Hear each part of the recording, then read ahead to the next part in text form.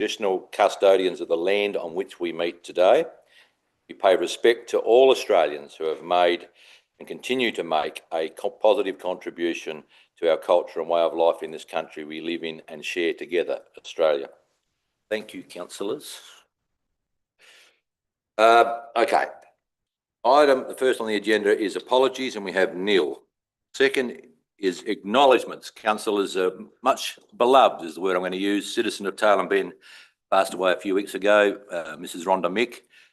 I'm going to ask both councillors Maidment and Qualman, in whichever order they like, to perhaps speak about her contribution to this community.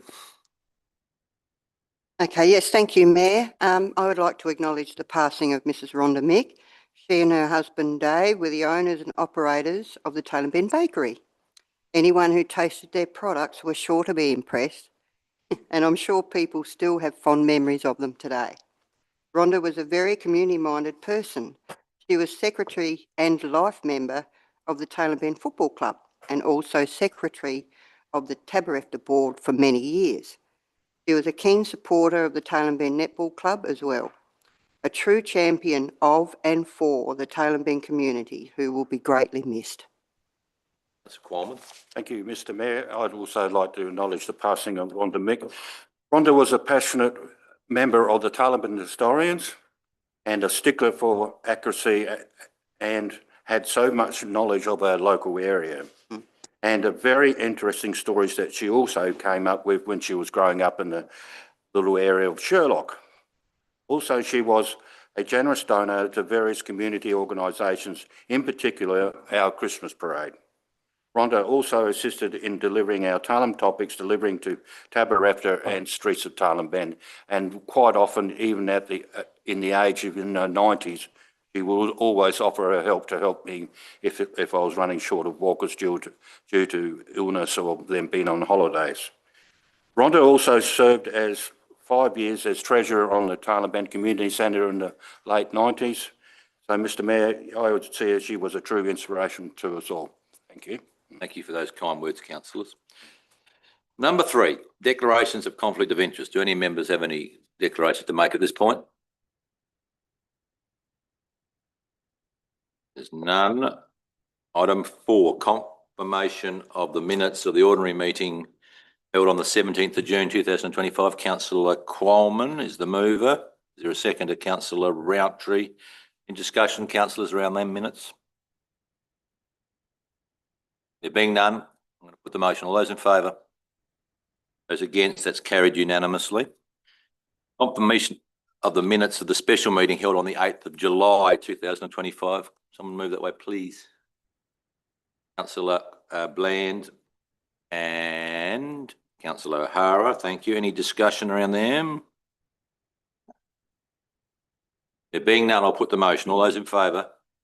Those against? That's carried unanimously. Number 6, adjourned business, we have nil. Number 7, reports by members. Mayor's report, councillors. Councillors, questions?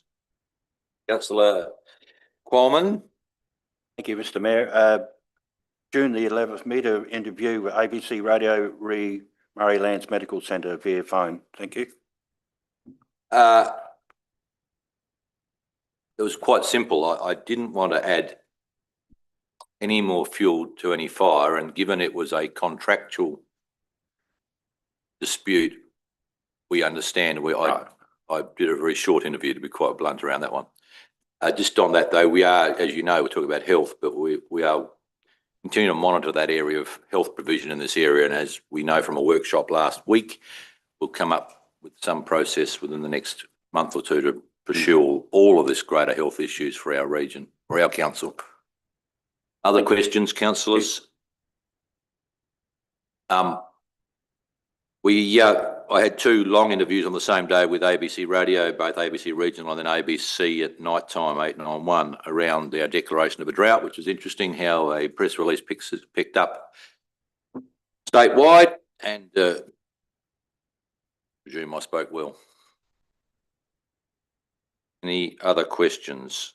Just my last thing there, the LGA and the Primary Producers SA drought relief proposal is continuing to be worked on by the day at the moment, and we had an online webinar last Friday. So we'll see what proposal comes out of particularly the LGA board, which we may be taking to the state. The LGA board at this point, Councillor Bland.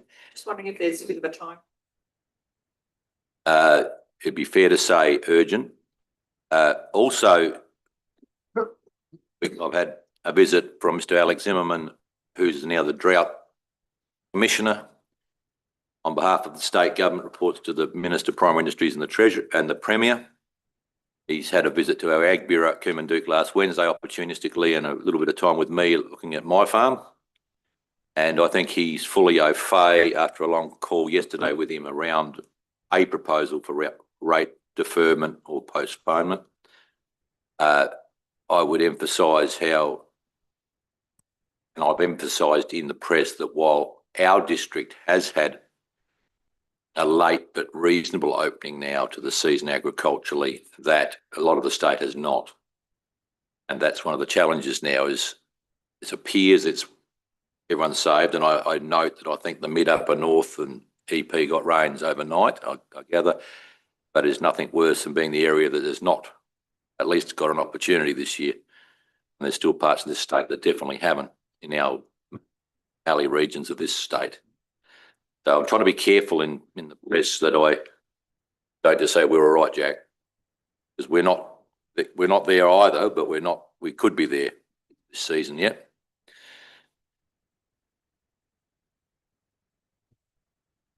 No other questions? Councillor Arthur, you want to add anything to your members' report? No, it's all pretty straightforward. Has anyone's got any questions? No. And Councillor Roundtree, the same? Yep, nothing further to add. Okay, if there's no further questions on councillor reports. Have nil. Deputations, I have nil. Public questions, Ash, I've only got the one, haven't I, Ash? Pam, could you just come down to the mic at the front, please, and just read the question you've written for us, please? The mic's live. I'll just go to that seat there, that'll be fine. I know, well, we'd like you to speak. You need a copy. And thank you for the one in advancement enough to get probably some answers. I'm not sure what you actually want me to say, and I've left my glasses. The pertinent points. Grab the glasses, please. No, we'll get them. We'll get them. Don't worry. Thanks, Ruth. And I just might add while I'm waiting that council's taking our Roads and Infrastructure Committee to Narang in a couple of months' time, Mr. Chair, aren't we? To sort of have a good look at things that are good and bad at Narang. Good. It's all yours though. I'm not sure if you know the section of Alexandrina Drive that we're. Oh, okay. The section of Alexandrina Drive that we're talking about is just the short section from the Narang Ferry through to just the entrance to the Narang Township, which is about 1 kilometre. And I've been working with Josh over the last 12 months or so with the speed limit on that section of road, which has come to a really good conclusion, which is great.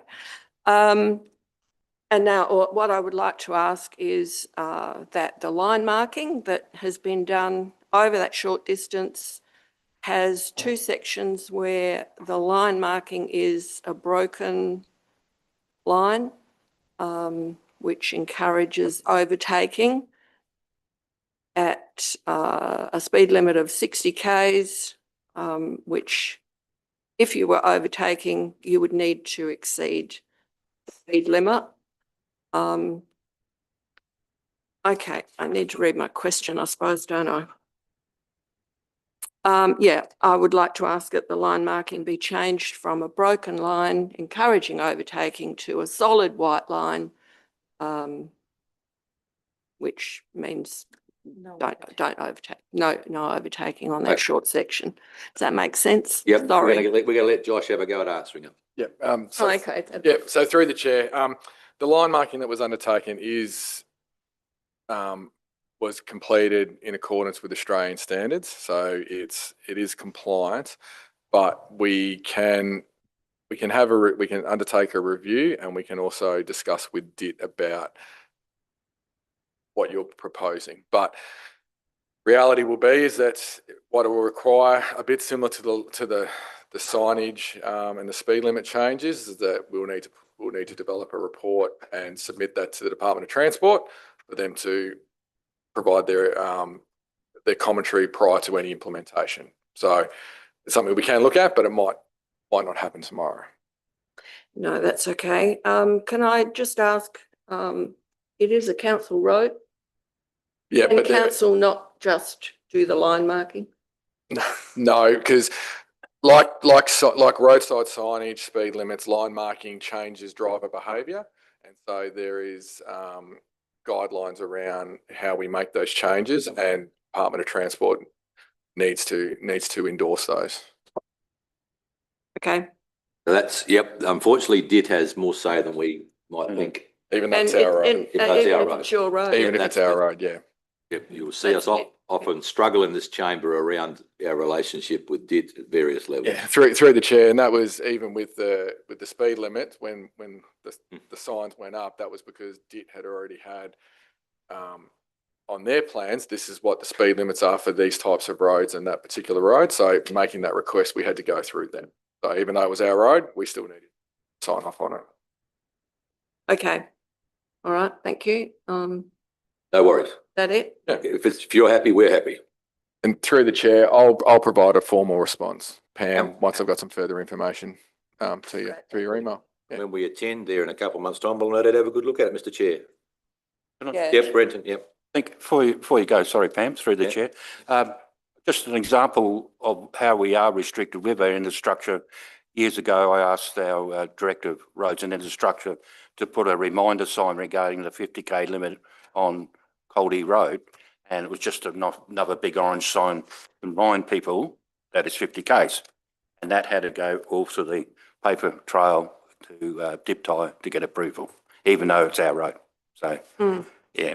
Like council moved turtle crossing signs on that short section, which was really great.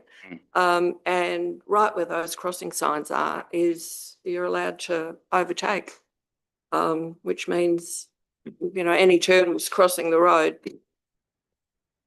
chance, which is a bit disappointing.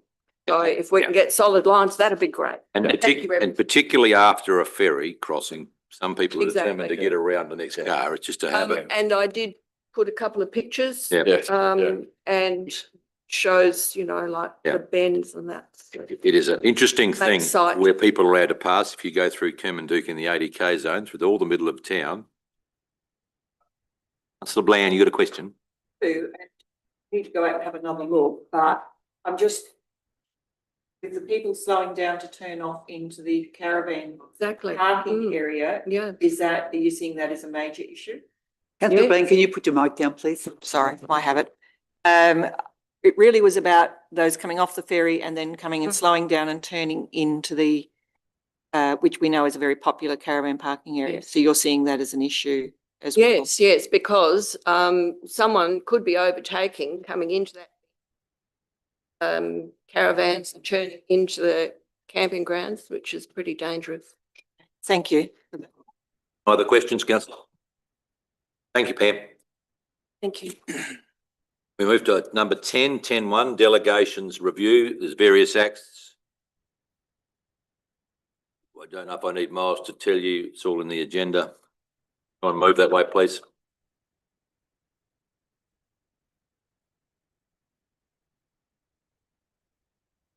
Ask for an explanation first, Mr. Mayor. You can ask for an explanation. Yes. Found it a very long You can. Yeah, very long. Miles, please. Thank you, through the chair.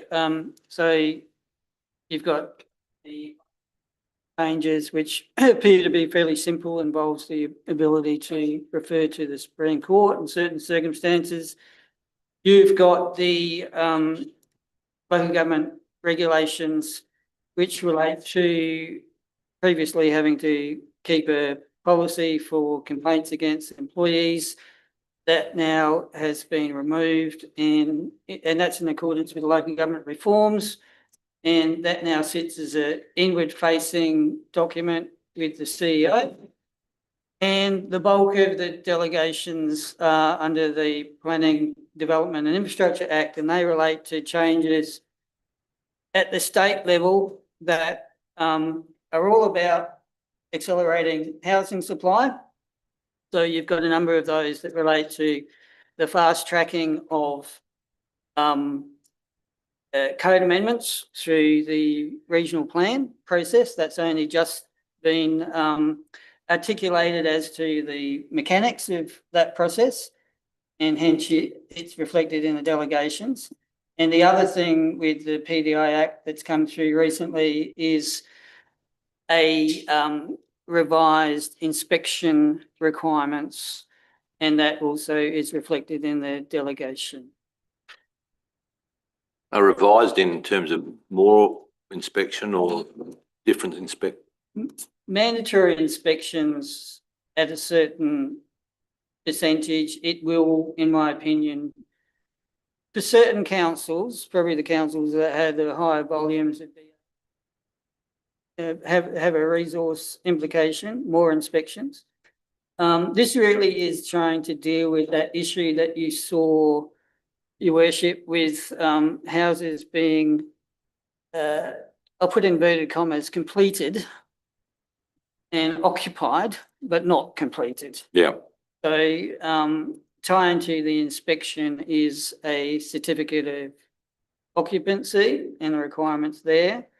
But it is binding councils to have a certain number of inspections, especially in terms of new dwellings. There's more than perhaps previously. Yes, but at this stage, we feel it's manageable. I think it'll be difficult for the councils that don't have building inspectors, especially the ones that are relying maybe on an Adelaide-based building inspector who has to travel quite a considerable distance. And noting as well that, you know, what will happen is that through the planning portal, a builder will notify that their building is ready to be inspected. And that then means within a period of time, the building inspector has to go out and do that job. So I think it's a good, but again, the state should be working with councils in terms of resourcing and long-term resourcing, noting that a lot of the available building inspectors are, you know, maybe of my type of vintage and looking to Experienced. Okay, other questions, councillors?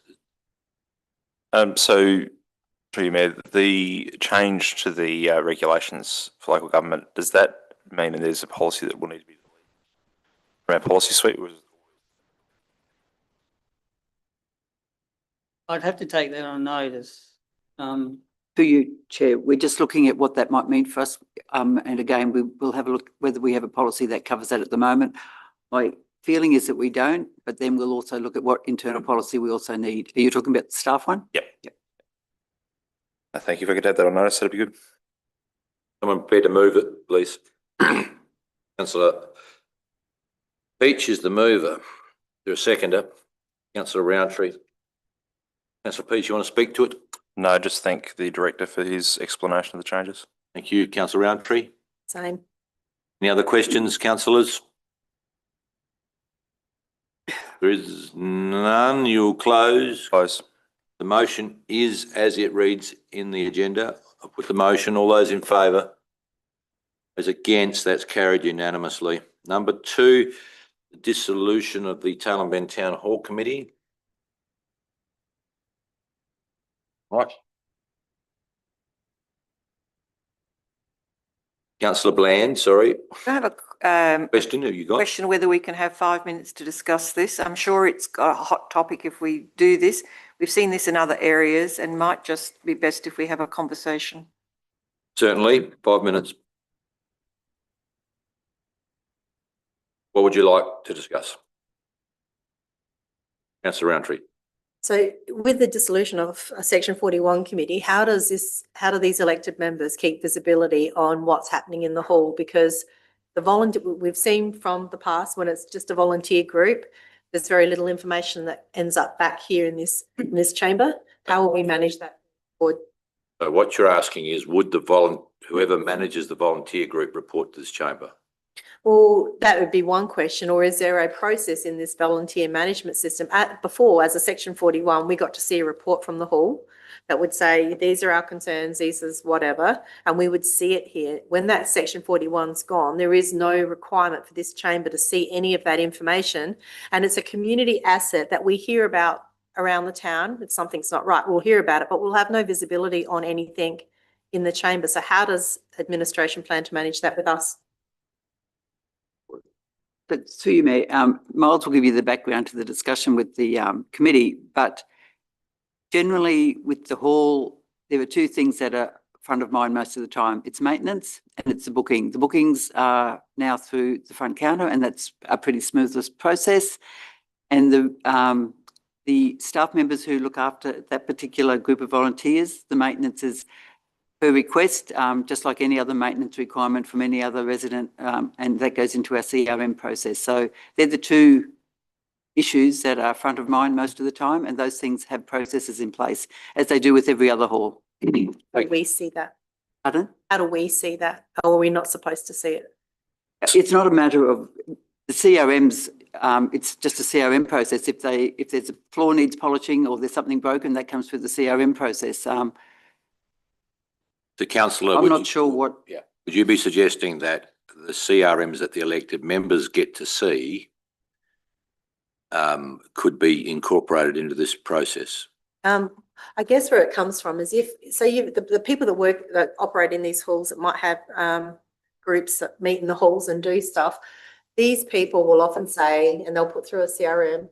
And I know this from, if I just use the Kinalpin Hall from a decade ago, when they had that piece of carpet that took years to replace, and it kept coming up on a report, and it took a long years to get that piece of carpet replaced. Now if I hadn't have known about that through the Section 41 process, coming through their minutes and being on a committee where they would bring it up on their agenda and say, we've asked council about this multiple times and it's still sitting there, I wouldn't have known about it at all. So that's the sort of thing. And as a small community, you hear from these people that say, we have a problem, the stairs aren't right, we can't lift these tables out from underneath, we're struggling with this, and nothing happens. Now we would never see that again in this new process, except when we talk to the community, and then we'd have to say, well, follow it up with a CRM, follow it up. And sometimes I hear that they do follow things up, but they don't feel like they get heard. And I guess that having us hear about it is that extra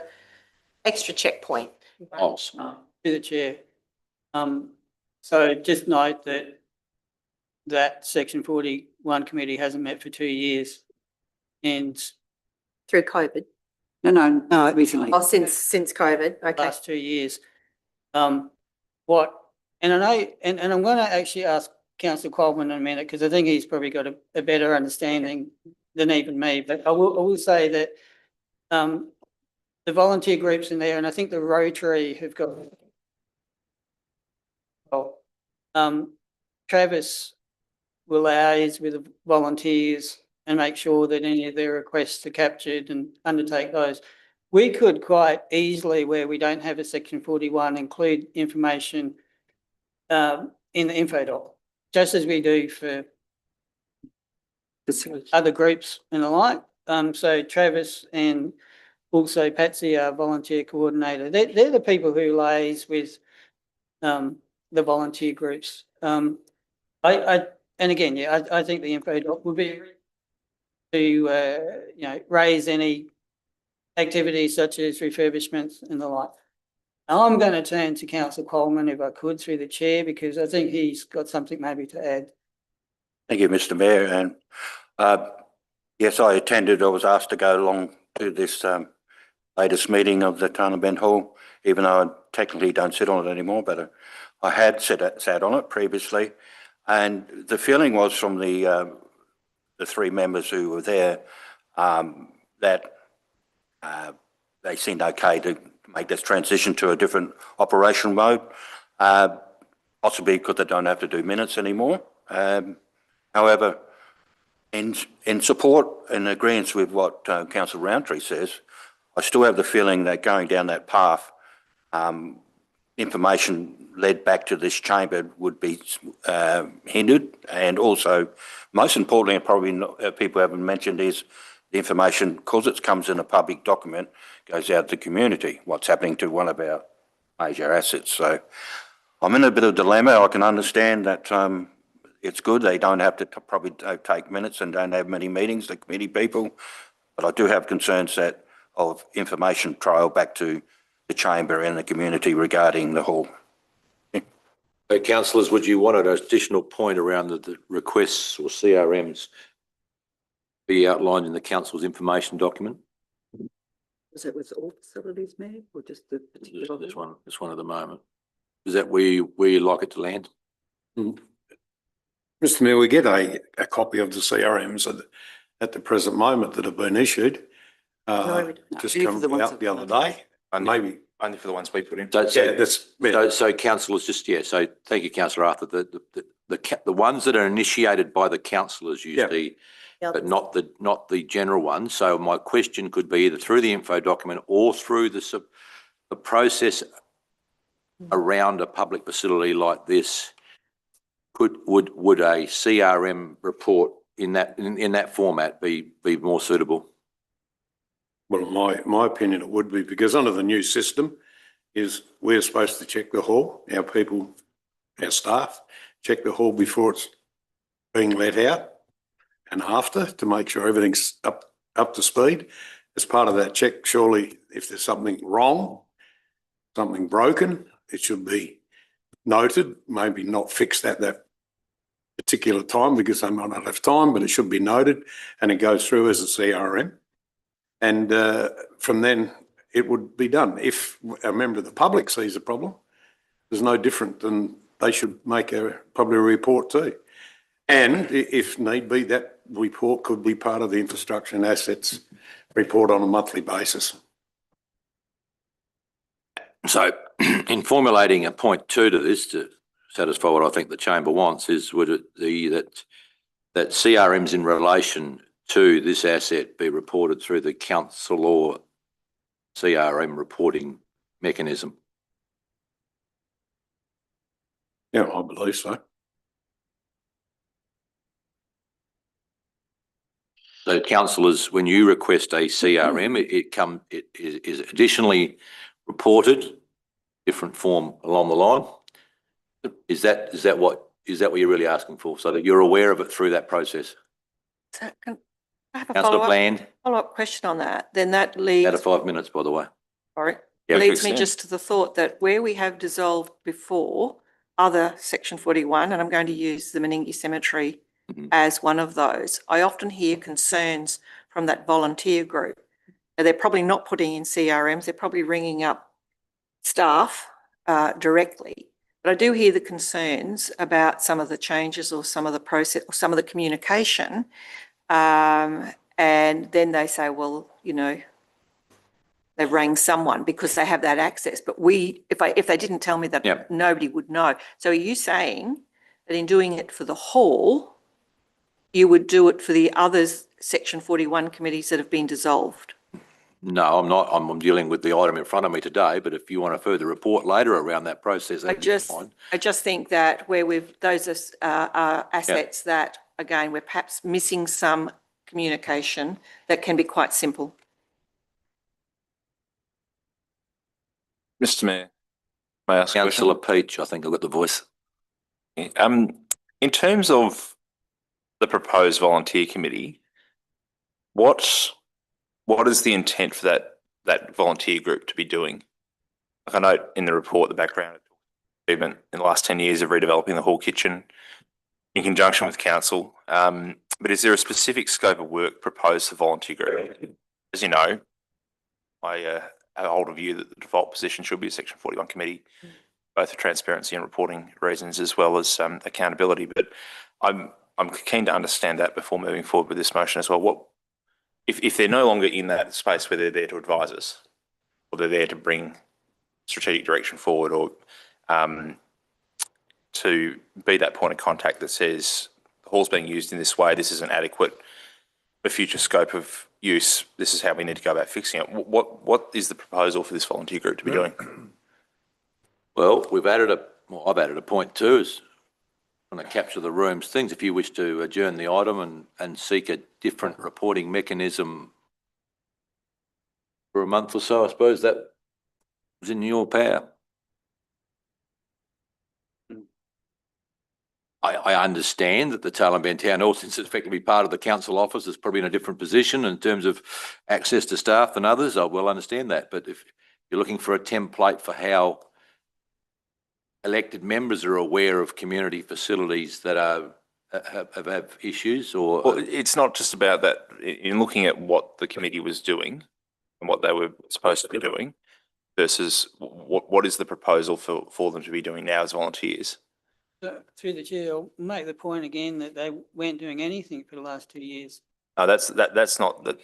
not for 2 years. But the report also says that they've been putting in things that could be considered operational, and I'm guessing that was done out of committee meetings, external to a committee meeting. But the question I'm asking is, sure, we're saying we're going to get rid of the committee as a 41, but we're also going to keep them as in a different format. So what? Through the chair, the same conversation's happening with Pangarinda Gardens. So, they're going through that process at the moment of trying to understand what they look like as a volunteer group, should that be the final decision they make. I would imagine it would just simply be a group of volunteers that have ability to come together, directly supported by a council officer, as I said before, with Travis and Patsy. But what importantly they don't have to have is the burden of the bureaucracy of a Section 41. And I think that was the conversation that was had when they did come together. So to a large degree, it would be back on to the volunteers themselves as to what functions they wanted to undertake. I mean, it's just a group of people who happen to have a connection to the hall and an interest in the hall. And they want to be able to have a relationship with the council administration, so that they have the ability to influence such things as major maintenance and activation of the hall. But again, they have indicated that they don't desire the burden of the bureaucracy of a Section 41 committee. Just adding to that, I suppose, Councillor Roundtree, you brought up the issue from quite a while ago. Since that time, there is much more structure around the volunteers with Patsy and how they operate, and also each group of volunteers within council also has a staff member who takes the lead on what they do. And for this particular one, it's someone from Josh's team who is very active with the people who actually use the hall. And it's quite an active group. So like the historians came, they wanted some space. We worked out that with them. But it didn't need a committee to facilitate those discussions. And as Miles said, there are groups that use the hall, and if there's some maintenance issue, they put it through the CRM process. If there's something that they think that would facilitate how they use the hall, say for the Lions or the Rotary, they will generally contact council. So I think it's about the structure with Patsy or the volunteer coordinator, and even with Tammy for the community development coordinator. There's much more structure now around how the volunteers interact with council. Councillors, we're well outside of 5 minutes, about 12, 13 minutes. I sense we're not going to get a result here today. I'm going to end the consultation part of this piece. So end then, please.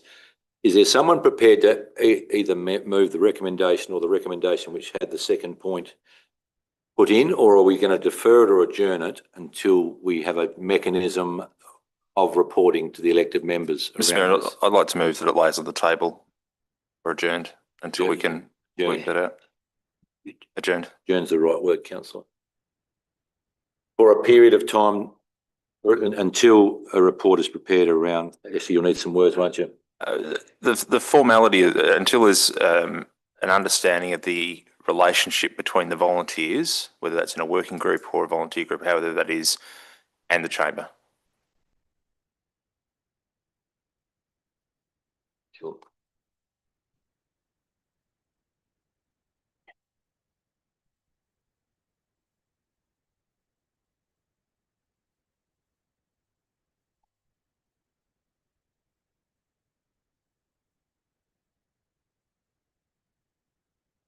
Smith. Sorry for all the chairs and chamber councillors. Is there a seconder? Councillor Corman. So councillors, there is no debate on formal motions, if I remember correctly. I'm going to put that motion that it be adjourned. All those in favour? Councillor Bland, I'm taking you voting for it. Carried unanimously. Thank you. Item 3. Annual business plan, fourth quarter review. I'll start with questions. Councillor Qualman. Thank you, Mr Mayor. Page 23 on the hard copy or page 155 on the electronic version. And it refers to my questions about infrastructure on the top part of the page. Undertake sonar scanning of cemeteries to verify available allotments and refine burial registers. Where is council up on that, and what cemeteries will be done first, please? Through you, Mayor. I'll pass that over to George. Yeah, Sure. through the chair. So we've undertaken reviews of several of the cemeteries, collating multiple registers and maps together. We haven't undertaken the sonar scanning because we've wanted to get those registers correct first.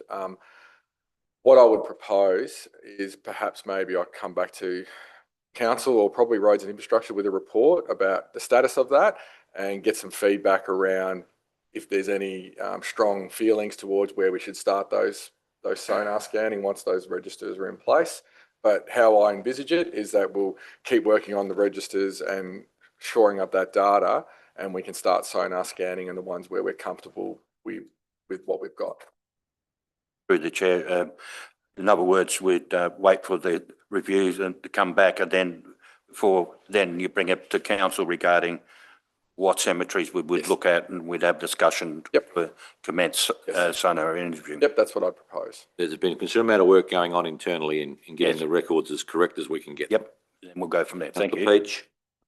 Yes, Mayor. I'd just like to, I think I've asked this over the last couple of years, but the update to our customer service charter is overdue by 4 years now, and it's waiting for a global service review. At what point do we just review the charter individually and then review it again when we get to the point that we do the service review? But I think the fact that it hasn't been done for 4 or 5 years is probably 4 years, sorry, is probably reaching the bounds where we need to be with it. Agreed, Mayor. Agreed, Councillor, through you, Chair.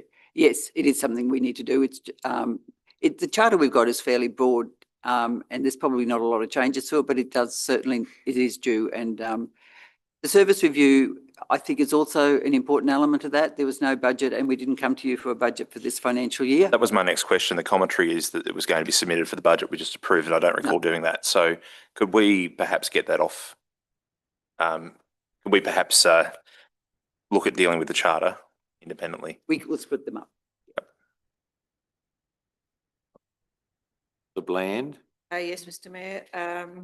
Page 157 of the computer copy, and that is continue to consider options for the Wadmore Precinct Activation Project. You're your neck, Mr Mayor. Through you, Mayor, there has been no budget again for any precinct planning there, but it is a topic of conversation, and we are looking now that the RPPP may be a solution to another round of preliminary work similar to what we've got here in Tailem Bend. We're looking at whether a precinct plan for Meningie might fall into a suitable category for that. Then through you, Mr Mayor, could we update the commentary which still talks about engagement with the Minister for possible site outcomes? I think we've probably done a lot of that already. We have done a lot of work. Could we update that one? It's one of those ones that almost has no ending, and next time round when we put the actual priority and the action item, I will be a little bit more specific about what that looks like. And then I will go then to the next one. Following that is advocate of communities' health and wellbeing needs. And I think it's the same point really, is that with what has happened more recently in our council district for health, it would probably be appropriate to consider the commentary around that a little more specific about where we might go in the future. So through you, Mayor, we thought that was just a little too early given the discussion last week in the chamber. That will be updated. There is certainly more to be put there, but we just thought that was a tiny bit early yet. The conversation and I suppose the actual strategy of accommodating that advocacy hasn't been settled yet. Is there any way, through you, Mr. Mayor, to then look at how we can put some conversation in there about communication with appropriate bodies, whether it be HAC, state government or regional? It just appears at this point that it doesn't appear to be that we're doing anything, and I know we are, but maybe just something about that there is good communication happening. We will expand that. Thank you. Councillor Arthur. Same page, 157. It's got a completed against the continuation community grants program, but we still haven't been shown or the new application forms in a usable sense for the person who's making the application. So that is still on the list. Doesn't make it to this list or not.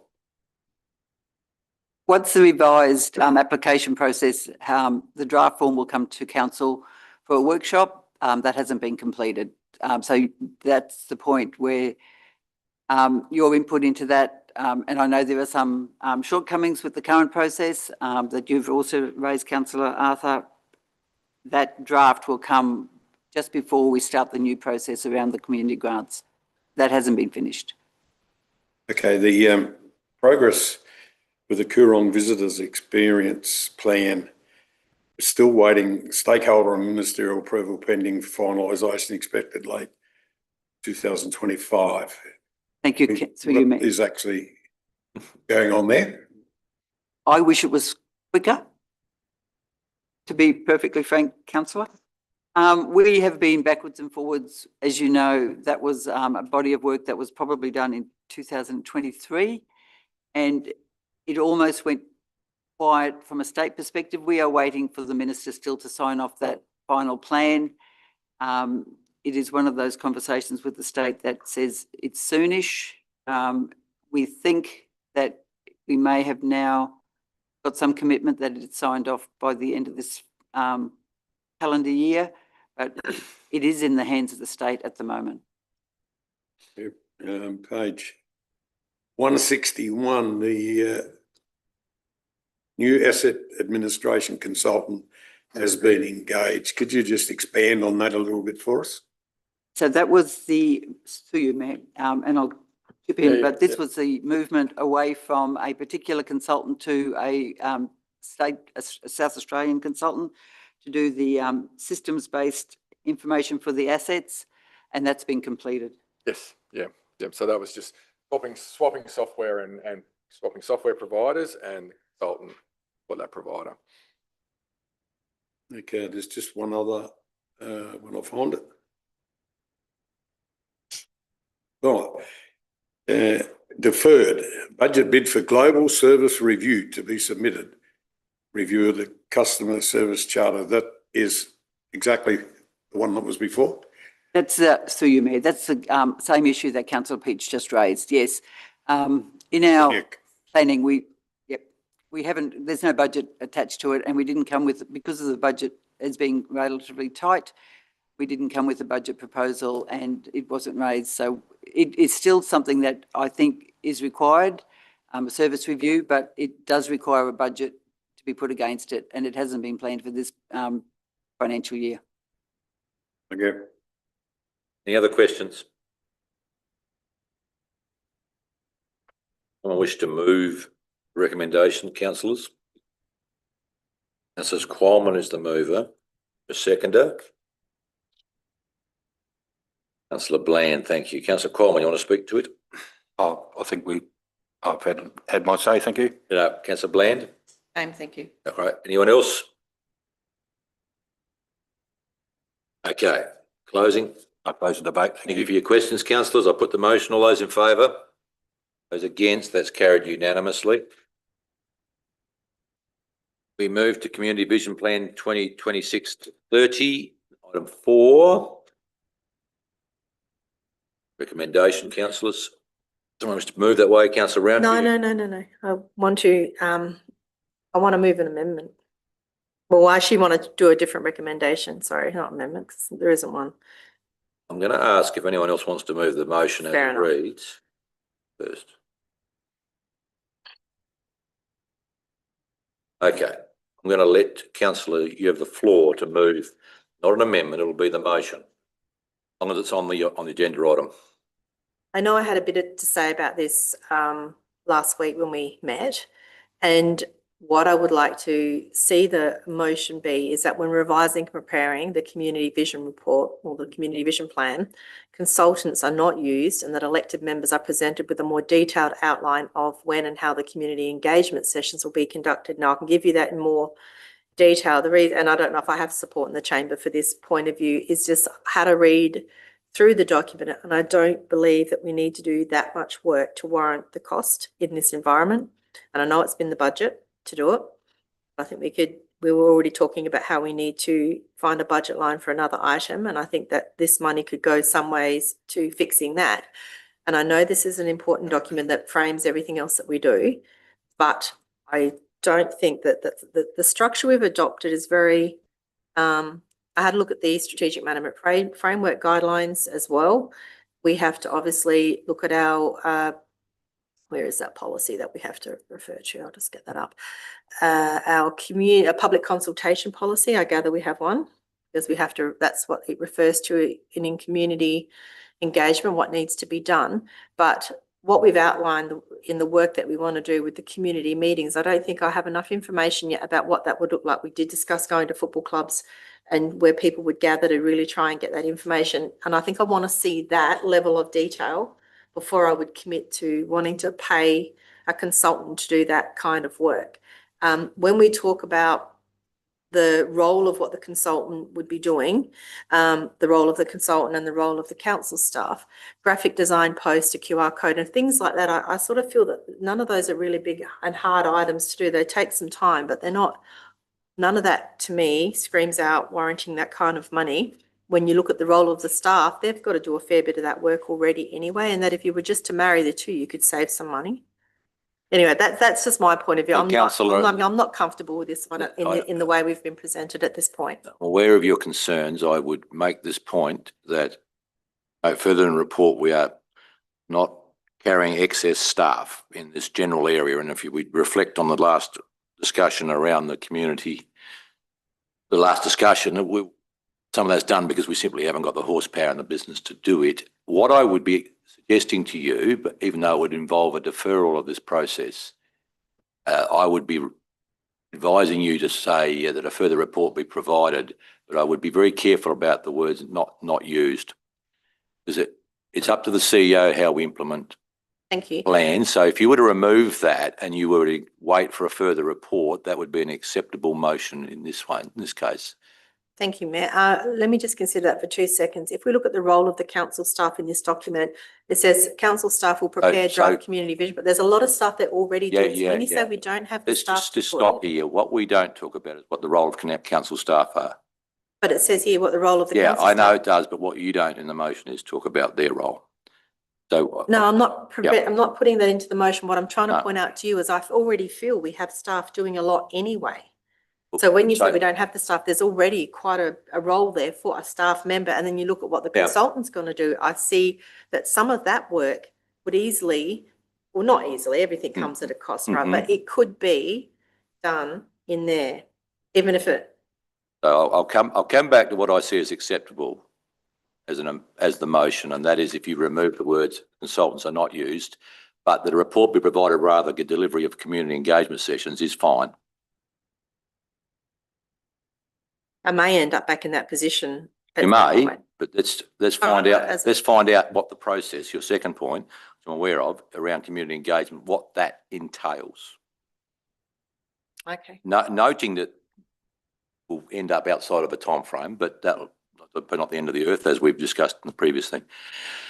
Are you, so this is a deferral of this process, but you're asking for further information around community engagement. If you're happy with that motion?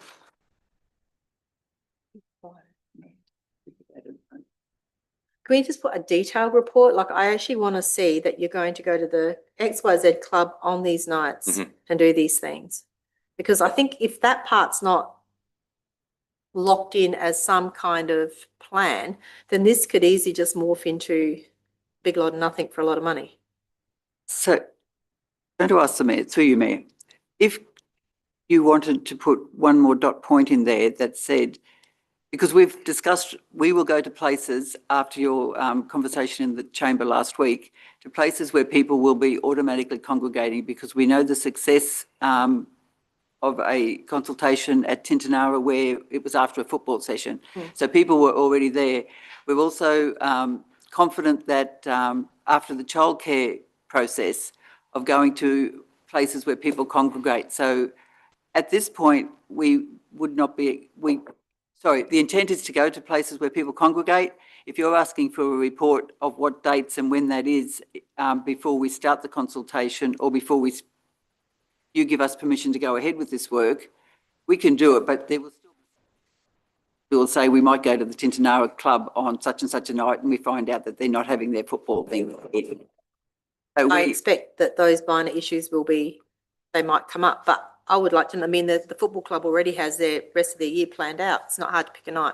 Same with Canalpa and Meningie. So would it be sufficient then to add one more comment there to say that the consultation processes will be planned around current events where community members congregate, e.g. post-football parents groups or mothers groups in the community? Would that be sufficient, or you want date by date?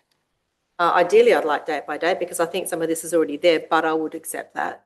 Ideally, I think we've got enough locked in that we could, play group every Wednesday, footballs every Tuesday, Thursday. We could start to lock in some dates. I just think if really want to get people's engagement and to stop people feeling that this is just a tick the box process, and you actually want to get their views, and we need to go where they are. And it differs from town to town, because I know Absolutely. the process for this around Meningie, we had quite a crowd and it was quite an engaged process. Similarly with Tailem Bend. So it differs from town to town and also from subject to subject. So we will find the consultation process will take place, and Councillor Roundtree, tell me if this is the word you want.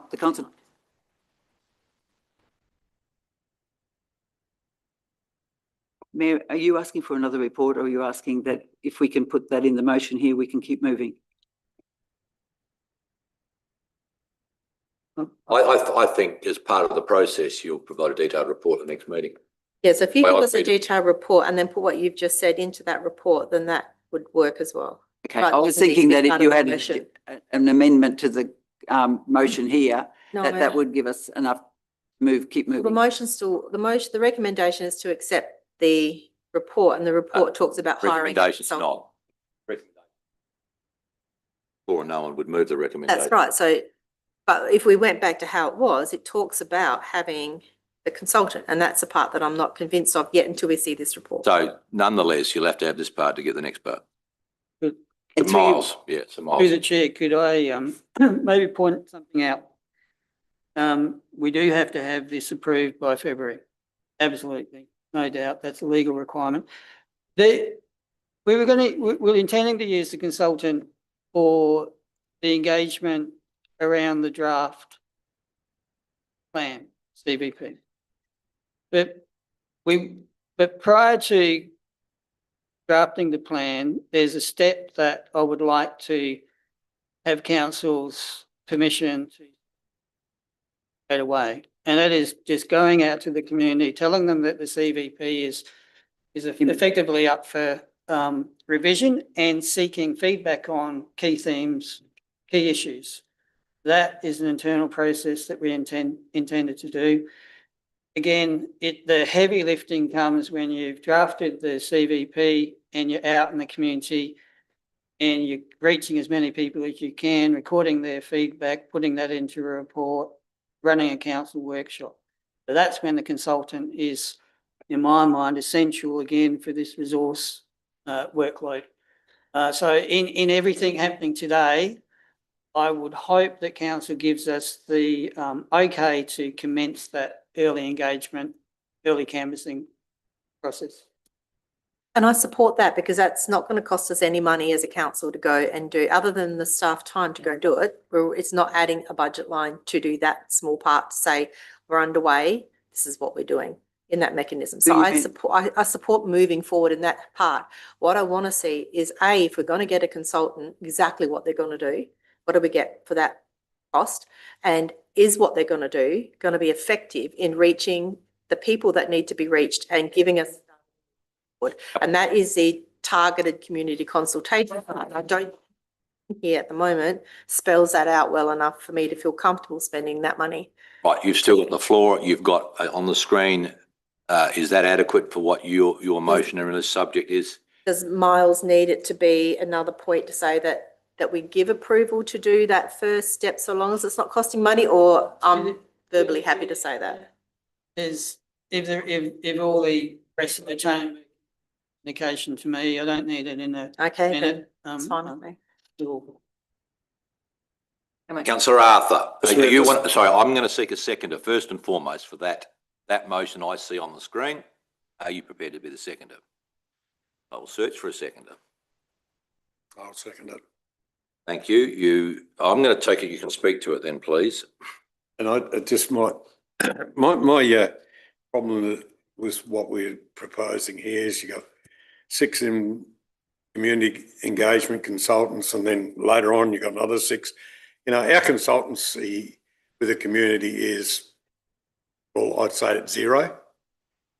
How many, do we have a total of about 12 people for our budget review?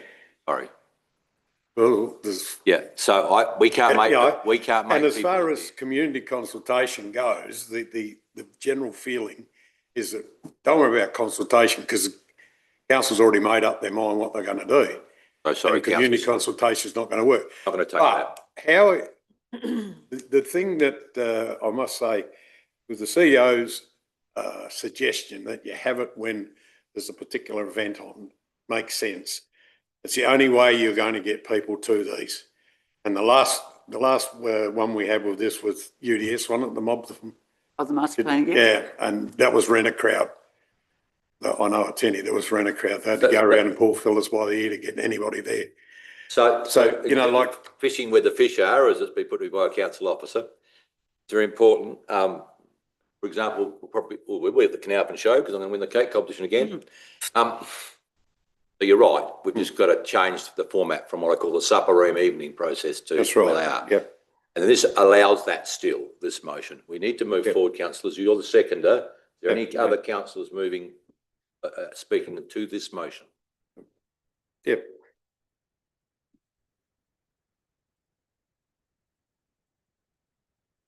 There is none. Councillor, you'll close. Close. So the motion in relation to item 4 is that in preparing the 26-30 community vision plan, a detailed report be provided regarding delivery of the community engagement sessions. Councillors? Okay. All those in favour? Those against? That's carried unanimously. We move to information reports. 11.1, Chief Executive Officer's report. Questions, Councillor? Councillor Peach. Thank you, Mr. Mayor. I've got a question regarding the expressions of interest for Lake Indawarra, which closed on the 20th of June. And I note that the Action Club are currently meeting with council while we're sitting here, apparently. What was the outcome of that, please? I'm going to have to take that on notice because I think that happened while I was not around. But Josh, do you have an update on that? I don't know either. Okay, can I rephrase the question? Were more than one expression of interest received? Again, I still have to take that on notice, Councillor Peach. Okay. Other questions in the information report? Councillor Arthur. Yeah, I've just got a follow up on that Lake Indawarra. I haven't ever seen it. I'll take that on notice, I have Councillor. never seen that community consultation on expressions of interest in leasing. I think I brought this up in a meeting before, but I've never seen it. And I do live in Tinny. I have a box number there. I have also an email address from the council, maybe, but I have never seen any of the expressions of interest. So- And I've only asked 5 people. None of them have said it So either. what we've got is, we just don't know at the head table here, so we just to find out. Take that on notice, please. Other questions in the information report, councillors? Councillor Qualman? Thank you, Mr Mayor. Going on to meetings attended by the CEO, the very first one, June the 2nd, Libraries Board of South Australia meeting, Adelaide. Was there anything relevant there the CEO can report about how we're looking at Meningie? That is not Meningie, that's the Libraries Board. I'm one of the local government associations reps now on that library board. Oh, okay. Thank you. Arthur? Just one other on page 194. It's regarding going through the lap business. We've got here capping leaking bores in the Tinanara and Tatiara Design project partner. What have we got to do with that? That's the Limestone Coast thing through Juno. If someone got an answer, I'll take that on notice, but I suspect it's, and I am not 100% sure, but I think they may have either we will help facilitate the grant or we pay some part in the grant, but I'll get you some more specific. You're right, it is a landscape board thing. landscape board issue, but I understand from a recent meeting I was at that we are trying to activate the landscape board to do something and help them get the funding in line. Well, they have actually, they are going to start. All right, They've got the project underway. right. Well, that helps a bit, yeah. So we just need to take that on notice. Other questions, councillor Maidment, please? Yes, thank you, Mayor. Through you, 197 on the computer, sorry. And it's here under the scoping Coorong childcare need, and it says something about a final report expected by July from the Community Early Learning Australia. Have we had that in as yet? No, we've not Haven't had that in? Okay. And 198, the very next. Councillor Maidment, there's a workshop coming up on that as well. Oh, beauty. Okay, thank you. And that'll be very informative, so I'm looking forward to that. And just on your reports, 198, 2nd of June, the River Murray flood recovery evaluation, what did you take from that? That was one of the final consultations of the consultants around the flood. It's probably gone the same way as every other one for us as a council that was not impacted by the flood. They still include us in the consultation, but we have very little to add in terms of any further content. But we wanted to stay connected, and so it was a relatively quick conversation. So it was more about what our recovery process was, not other council districts in this particular case. That it was their final piece for the consultants just to make sure everything was closed off. There was nothing final to say, and they have kept us included, but we were nowhere near impacted, as you know, as some of the other councils. Okay. I do have just one more general comment. I noticed in this part of the information reports that there are a lot of lack of completed reports from the community development team. Is there a reason, ill or lack of numbers for that?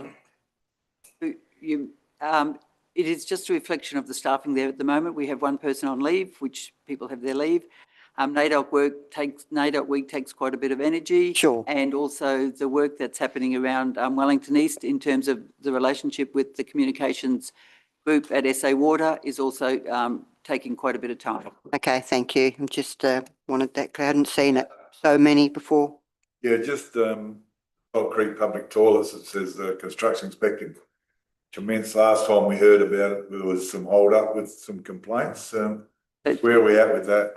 For you, Mayor, as you would appreciate, this is completely outside our control. We understand that the issue around a complaint or some negotiations with some local landholders and land users is almost complete, and that will be ready to go. But It's not our process. But we know that it's and we're fingers crossed that it's coming to completion.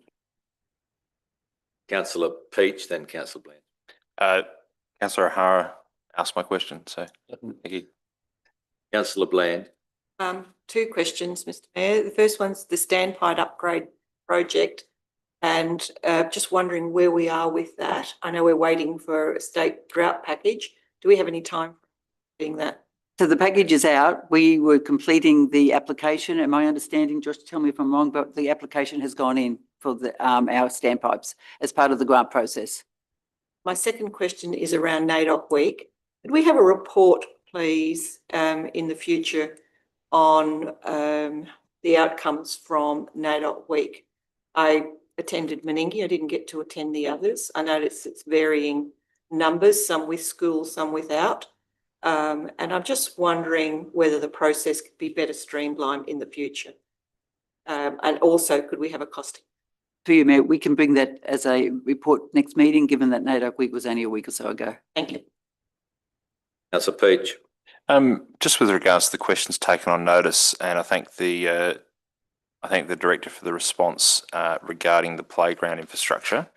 But just to get my head around this, so the level 3 annual playground inspection, are we undertaking annual playground inspections as a matter of course? Through the chair, we have an annual inspection undertaken annually, and that's typically by a third party. And then we have staff that have necessarily the qualifications to undertake more frequent inspections in the interim. Yeah. So in terms of the guidelines around playgrounds, I understand they change fairly regularly. How does that interface? I suppose what's the trigger point at which they would then go, this was compliant last year, it's not now? I'm not sure if I've asked that question well enough, sorry, but I might have to take that part of the question on notice. I mean, typically when there's changes in legislation, it doesn't necessarily mean it's retrospective, but there are, depending on the risk, will depend on what our response is. So I might take that part on notice. No, thank you. Get further information and come back to you. Thank you. Okay. Somewhere I've got a recommendation. Even note the report. Someone move that way, please. Councillor Maidman. And seconder will be Councillor Roundtree. Any further questions, or we've done a fair go? Okay, I'm going to put the motion. All those in favour? Against? That's carried unanimously. Item 2 of 11 is Community and Corporate Information Report. Questions? Councillor Maidman. Thank you, Mayor. And through you, it's not so much a question, just a general comment about the developments applications area. So 206, 207 on the computer. 206, one land division I see, that's interesting, very good. And on 207, it sticks out there, the growth areas of the district, which is very interesting, and let's hope it continues. It's my only comment on that. Through the chair, I'll just add to that, and I know that the mayor's been given via the CEO some talking points for the video wrap up later today. Yeah, those numbers are really encouraging. They probably exceed our expectations, and let's hope that continues that way. Just some added information, Tailem Bend Primary School enrolments continue to increase, which is great. It shows that those new dwellings are being occupied, by families, a good percentage of them, which is terrific. And also I saw in I think it might have been the Sunday Mail or the Saturday Advertiser, the average values for dwellings sold across South Australia. Tailem Bend, 381,000. Murray Bridge, 515,000. So you can, for 15 minutes travel, you can save more than $100,000 off your mortgage. That, I think, is driving what we're seeing here with Tailem Bend and Wellington East. It's value. Now, a lot of people, in my mind, will have difficulty with a $500,000 mortgage. That's what it means to get into a new dwelling. Whereas, Tailem Bend is is very attractive. The key thing here, though, we need serviced land in order to maximise the opportunities. Wellington East is already, it's got unserviced land, but that doesn't matter. You can still get a house on it, but we need divided land, serviced land on the market, and we'll work really hard to get that over the next 12 months. Other questions, councillor Bland? Yes, look, and I appreciate the information in the dwelling applications that we have, but I do look at the fact that there is other that's a reasonable increase as well. A little bit more of a breakdown of that in the future, not necessarily all the time, but we have seen a slow growth in other areas, and I think that's important to note what they are as well. Meningi's doing well. Meningi's had a 16% increase in its average values. And interestingly, Meningi's around about $480,000. I'm not surprised they're not mine. Yeah, some quite expensive properties being sold there, but we'll provide even provide some heat mapping that shows across the entire district, and not just dwellings. We'll look at other things as well, but I think it's important to note, especially with our agricultural community, as they recover, hopefully they'll be doing things like building farm sheds and the like. I think it's important to illustrate that activity as well. I think Tintinara's had some growth as well. That it has. Yeah. Other questions? Same page, Mr Mayor. 206 regarding the applications. Once again, we've got a application for a subdivision or land division. We seem to have one of these spread every 2 or 3 months. My question is, how many of these have been approved? Sorry. I'm waiting for the next. How many of these have been improved going back from the ones we received 18 months ago, which is a fairly big one? And that's important. You use the word fairly big one. We do get a lot of smaller land divisions, and they could be 1 block into 2. And a number of them are also farming properties. The large land divisions that have been approved recently, of course, we've got the Stanley Street 84 lot division that is close to being approved. It's just waiting on the developer to come through with all the engineering details.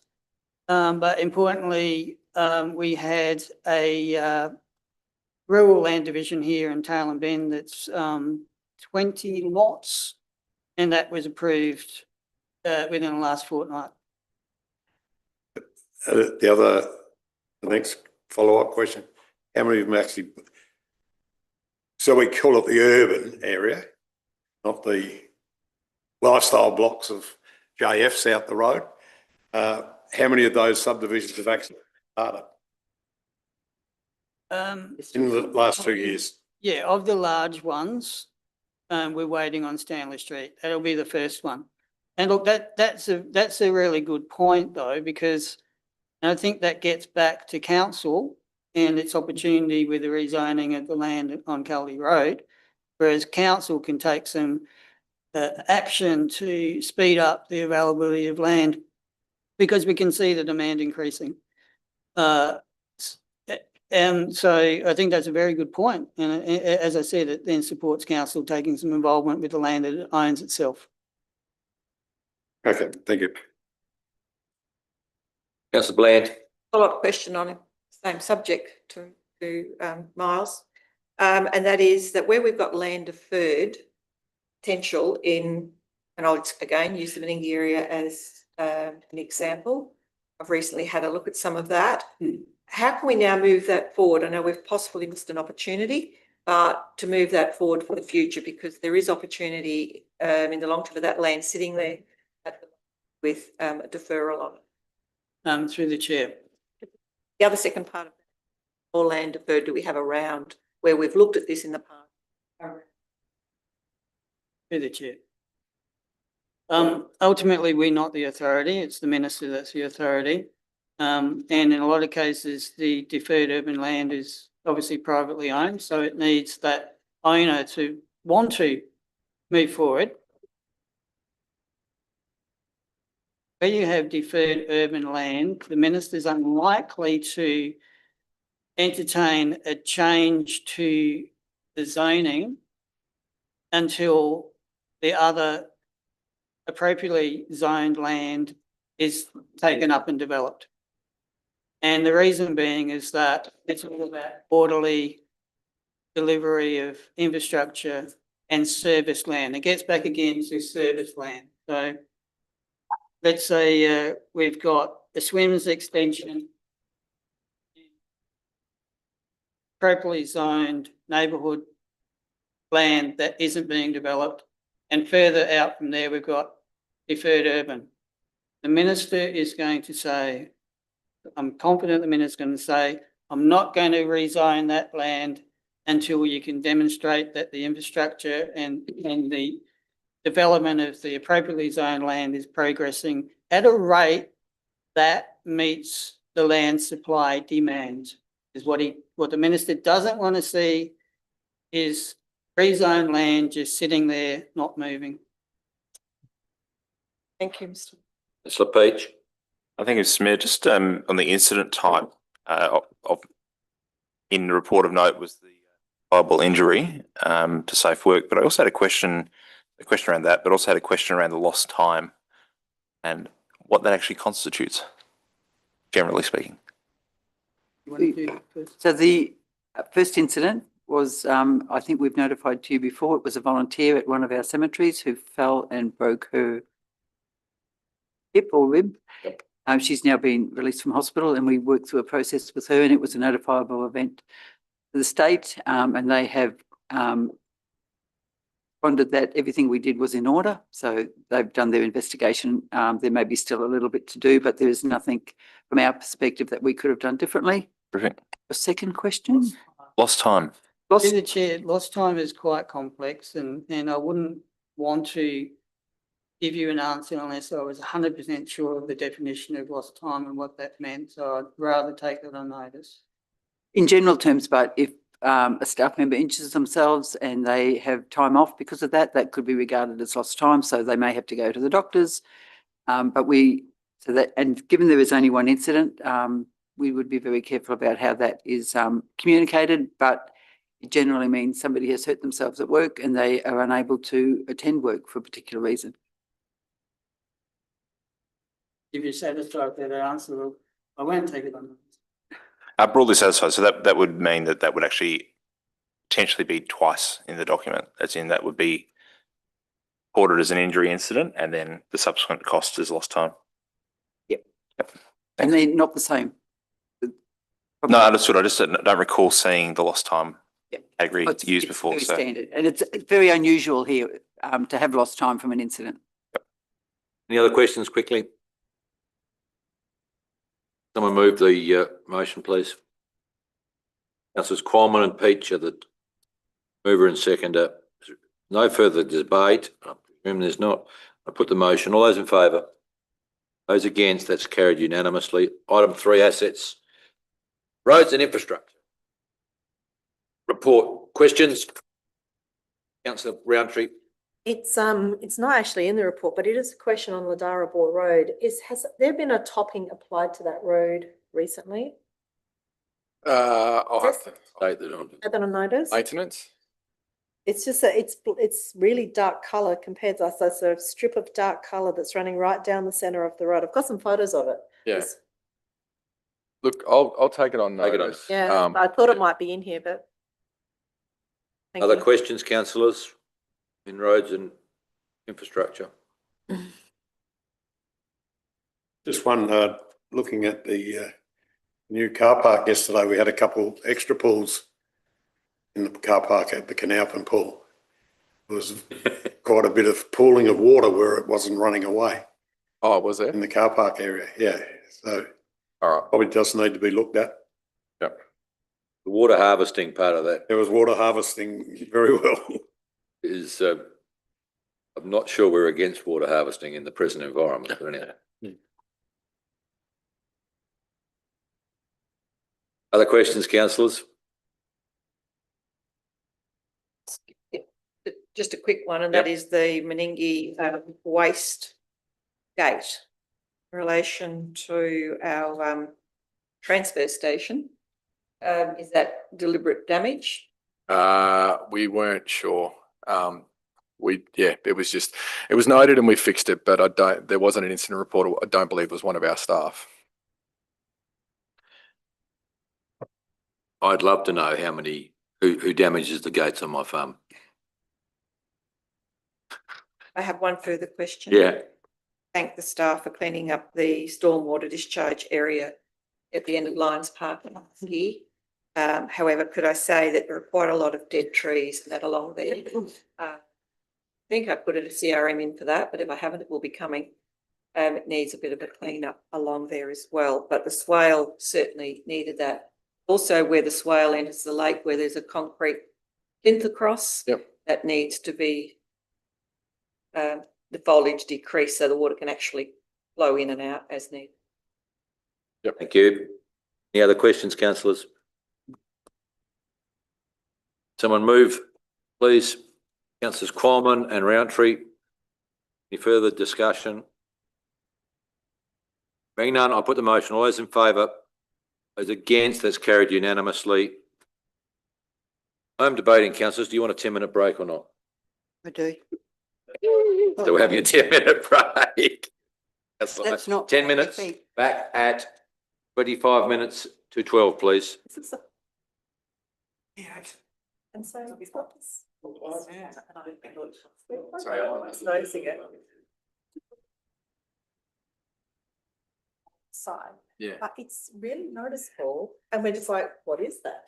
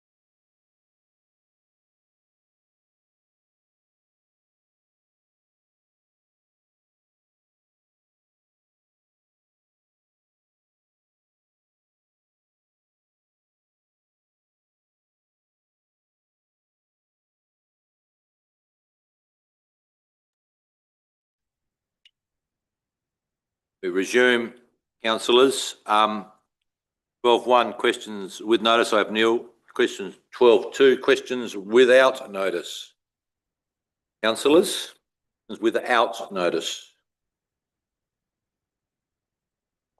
Yes, Mr Mayor. Councillor Arthur. Through you, CEO, I've had quite a few contacts regarding the roadside grazing policy. And the questions they're asking is who issues the permits and what are the checks and balances that have to be put in place? Secondly, has a biodiversity check been undertaken by council and or the permit applicant? Thirdly, how do we check that landowners where grazing on roadway is to take place have given their permission? Surely it should be in writing. And how will the policy be policed by the council? Well, so you've got four I've got questions. all that here. No, we thank you for printing them up. That's very good of you. So the first question I've got in the written form. Biodiversity check been undertaken by council or the permit applicant? Who's leading the answers? So the biodiversity check is a requirement that we have not done. We don't have a biodiversity plan. That has not been, and we brought that to council on several occasions. It is a budget requirement and we have not done that yet, but we will come back to you now that the Biodiversity Act has been enacted. We're just waiting for the regs to come with it, but that will be a trigger for us to pull back to chamber to say we need to do some more work around that.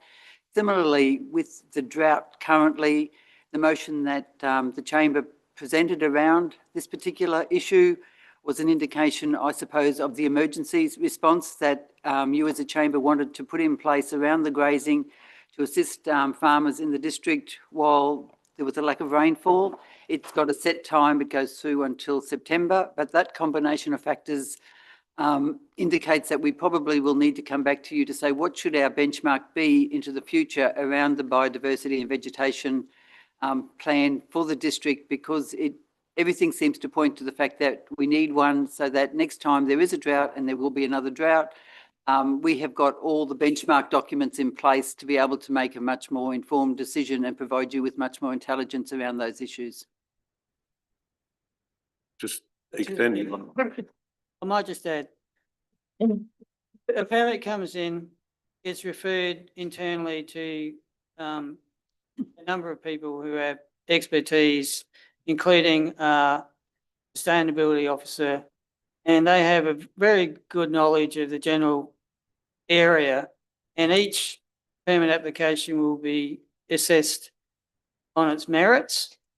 It requires, if we believe it requires an inspection because of its locality and its potential to have a high level of biodiversity, then that will occur.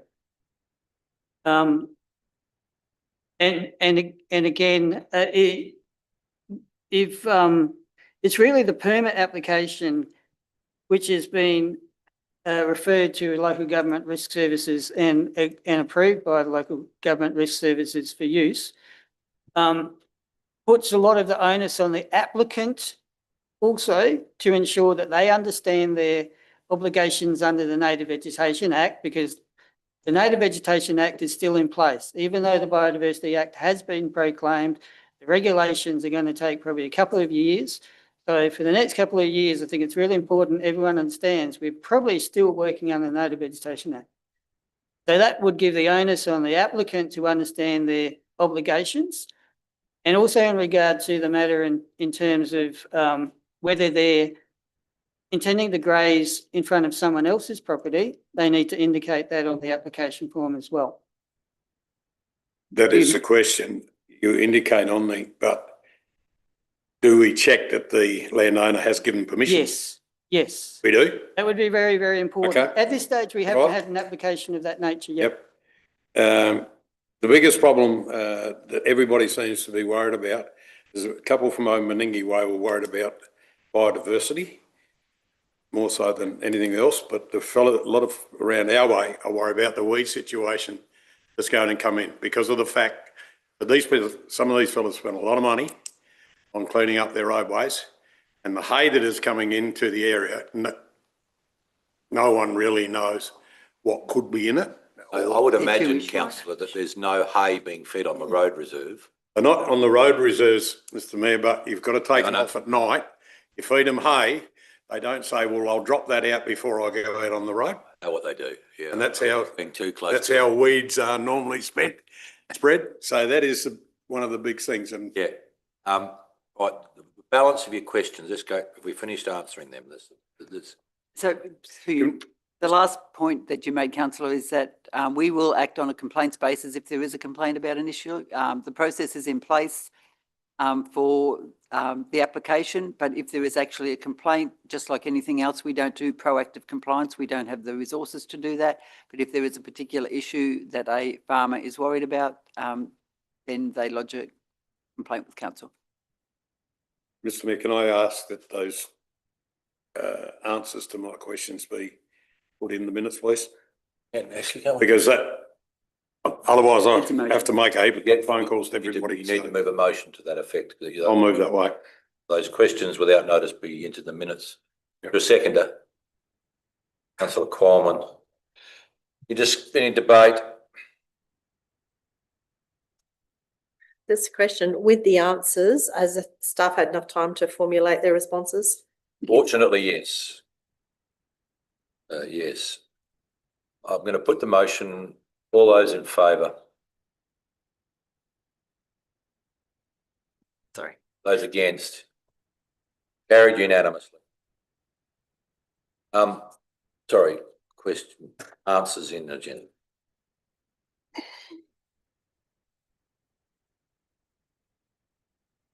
Okay, I'm taking that as complete. Other questions without notice, councillors? Yes, Mr Mayor. Yep. I do have another one. Through you to the CEO. Could the CEO please explain the process that is taking place in regards to 25-26 budget because of the proposed rate relief that it have council made contact with local government finance regarding possible increase in borrowings? And what, why, the thing I also think is why didn't the staff point out the ramifications to the elected body of the borrowings that will be required to put this policy in place? Councillor, I'm going to not let anyone else except me answer the last one. I think they did. Yeah. They made it quite clear that would have an issue. But the first part, I'll ask the CEO to answer. So we have, as the Mayor alluded to right at the beginning, the work is still continuing with the LGA around the deferment, postponement or a rebate process for rates. We have not yet talked with LGA financier about what that may mean. We are still waiting for a little bit more information and certainty from the state. Our modelling at its extreme, and I think we came to you probably 6 months ago to say that it would be up to 25%. This is not unless it's a rebate, and again, both of these circumstances require a underwriting from the state so that councils like ours aren't, their cash flow is not jeopardised. If there is a situation where our cash flow would be jeopardised, then we would be talking with the financiers and we would come back to you because that would then be a new component of the long-term financial plan that we would need to write in some way. So that would be a completely new set of circumstances that we would need to come to you with. That was my next question. There'll be a major effect on this year's budget and the long-term financial plan for many years to come. Do we have to inform ESCOSA of something like this is undertaken by the council? The last question is probably no. We will be due for another review in 4 years' time, but it would certainly be a extremely prominent point of interest in our discussions with ESCOSA when we come back for that next review.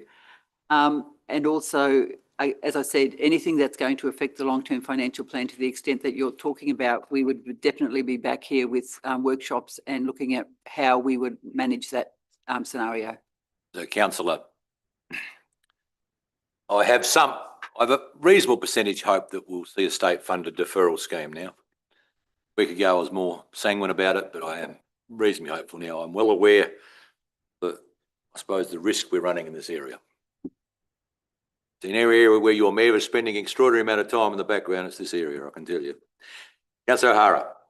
Yeah, may not be able to answer this, but through you, Mr. Mayor, just what's happening with the motel at Meningie?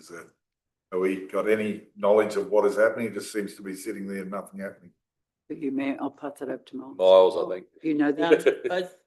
Maybe councillor Harry, you went to the meeting where I gave an update that they had changed their architect. I did see an email saying that, yeah, I wasn't at that meeting, sorry. And I think, you know, every intention of continuing the process. They haven't got their full development approval yet, so they needed to indicate whether they were going private certification or through council for building consent. And of course, if they're changing their architect, it might result in a slight change to design, which may be why we're seeing that slight delay. I mean, I'd love for them to get on and demolish what's there. That'd be fine, but it's in their hands. We have no updates. Thank you. Other questions without notice? Move on. 13.1 motions with notice. I have nil. 13.2 motions without notice, councillors. Motions without notice. I'm going to put down we have nil. Minute action list, councillors. Questions, please. Item 14.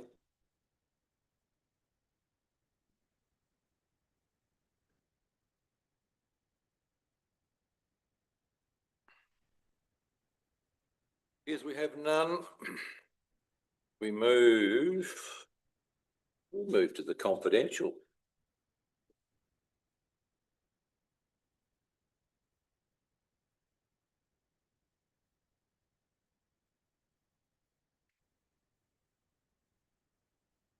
So for those watching the live stream, please be advised the meeting is about to move into confidence and that live stream will stop.